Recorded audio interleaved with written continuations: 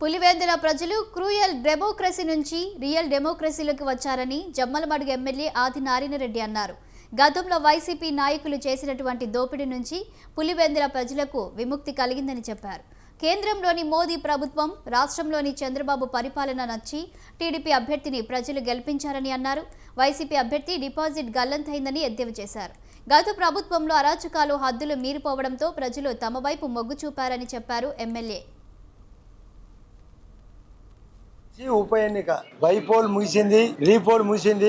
మొన్నటి వరకు selection, no election. Cruel democracy నుండి రియల్ డెమోక్రసీ నడిచింది. అరిచి గీపెట్టిన, గగ్గోలు చేసిన చంద్రబాబు నాయుడు గారి యొక్క 14 నెలల పాలన, మోడీ గారి యొక్క 11 సంవత్సరాల పాలన, స్థానిక పరిస్థితులు, వాళ్ళు చేసిన దోపిడీ, వాళ్ళు చేసిన హత్యలు, వాళ్ళు చేసిన అరాచకాలు, వాళ్ళు చేసిన అరటి దోపిడీ, చీనీ దోపిడీ, కనీసం చెరువుకు నీళ్లు ఇప్పించలేని పరిస్థితి. ఇండ్లను దొంగ అకౌంట్లు రాసుకున్నారు, పాడా పనుసు ఫ్రాడ్ చేసినారు.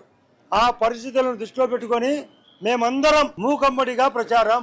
ఇది ప్రజా విజయం, ఇది వైఎస్ఆర్ వాళ్లకు తిరుగుబాటు విజయం.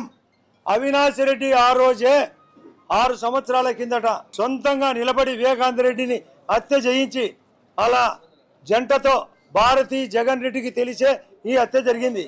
వాళ్ళే సొంతంగా కడిగించి పోలీసులు నోరు మూయించి చేసిన విజయం బయటకు వచ్చింది.